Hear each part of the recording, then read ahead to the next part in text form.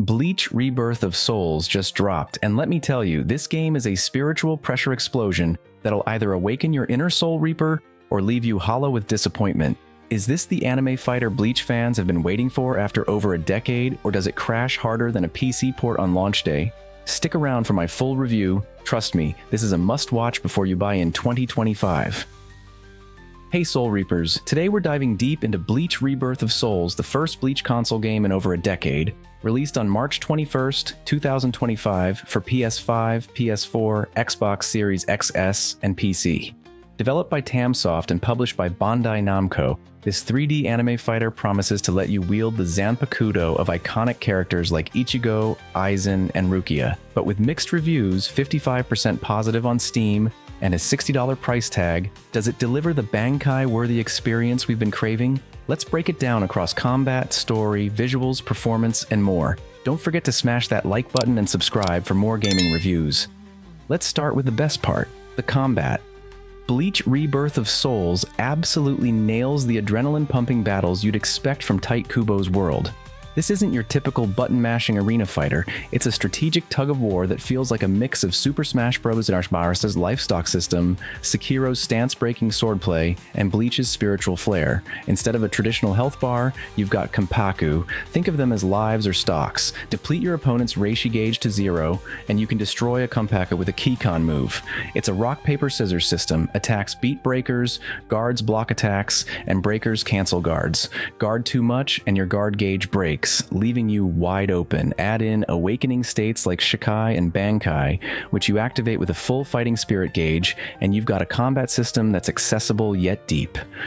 I've spent hours mastering Ichigo's combos, and let me tell you, teleporting behind Aizen with a ho-ho move and landing a counter feels so satisfying. Fans on X are raving about the depth, with some saying it takes inspiration from ArcSys games, and I agree. It's the best combat in its subgenre. The roster is a love letter to Bleach fans, covering the substitute Soul Reaper arc to the Arrancar arc.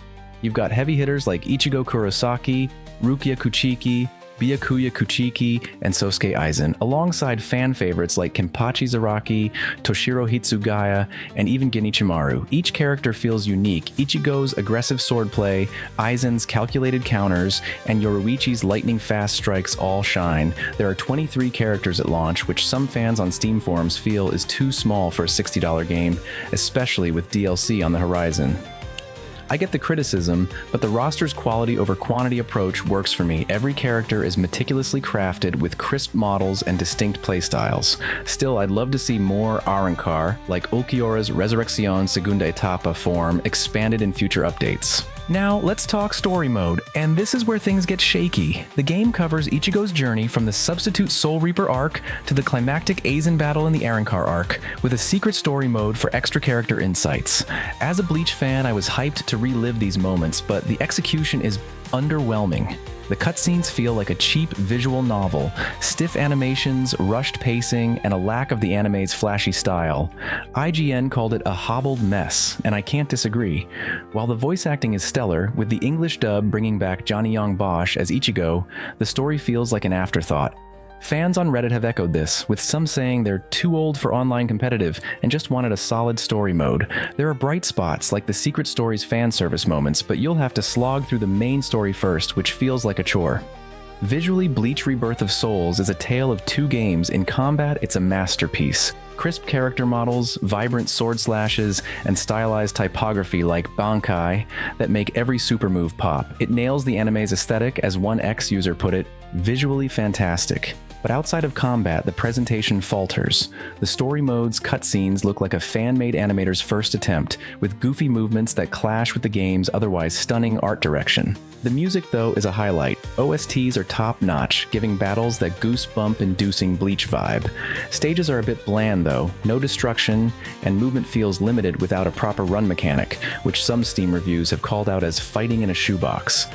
Performance is where this game splits the fanbase. On PS5 and Xbox, it's a smooth experience. 4.7 out of 5 stars on the Xbox Store, with players praising the excellent gameplay and meaty story mode. I played on PS5 and I had no issues at 1080p per 60 frames per second in performance mode.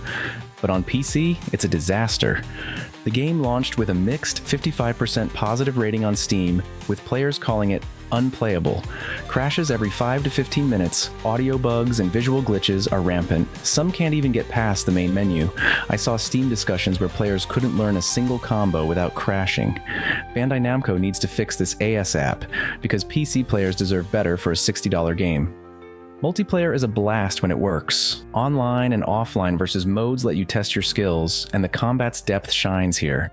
But there are glaring omissions. No ranked mode, no crossplay, except between PS4 and PS5, and no rollback netcode, which is a death sentence for competitive play.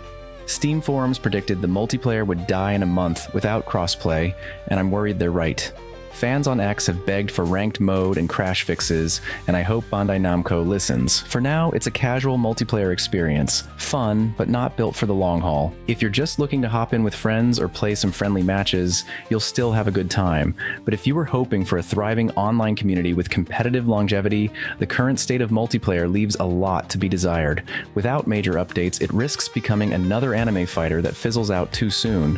Hopefully, future patches add features like crossplay and ranked battles, because the gameplay itself deserves a better online ecosystem. So, is Bleach Rebirth of Souls worth your hard-earned $60? If you're a die-hard Bleach fan or an anime fighter enthusiast, my answer is a cautious yes, on console. The combat is hands down the best we've seen in any Bleach game to date, delivering an exhilarating mix of strategy, fast-paced action, and deep mechanics that reward skillful play. The roster is a love letter to fans, and in battle, the visuals absolutely shine. Every Bankai activation, every sword clash, every ho-ho dash feels dynamic and true to the anime's high-energy fights. But here's the catch. Outside of combat, the experience feels unfinished. The lackluster story mode fails to do justice to Bleach's rich narrative, key features are missing, and PC performance is an absolute disaster. With no crossplay, no rollback netcode, and limited online features, the competitive scene may struggle to survive unless Bandai Namco steps up with post-launch support. For console players, I'd rate this 7.5 out of 10. It's a solid fighter with an exciting battle system and a lot of potential. But for PC players, right now, it's not worth full price. The optimization issues are a deal breaker, so unless you're willing to roll the dice on patches, you might want to hold off. This game has the potential to be a Soul Society classic, but right now, it's like a Zanpakuto in its sealed state. It's powerful, but not at its full potential yet. With patches, balance updates, and hopefully some DLC characters like Ulquiorra Segunda Etapa, this could become a must-have fighter. But what do you think? Are you enjoying the combat, or are the performance issues holding you back? Are you disappointed in the story mode, or do you think it's fine as a bonus? Drop your thoughts in the comments below, and let's keep this conversation going. That's it for my Bleach Rebirth of Souls review. If you found this breakdown helpful, hit that like button, subscribe, and ring the bell so you never miss out on the latest gaming reviews. I've got more deep dives coming up, so stay tuned. Until next time, stay hidden in plain sight, and may your Reiatsu never fade.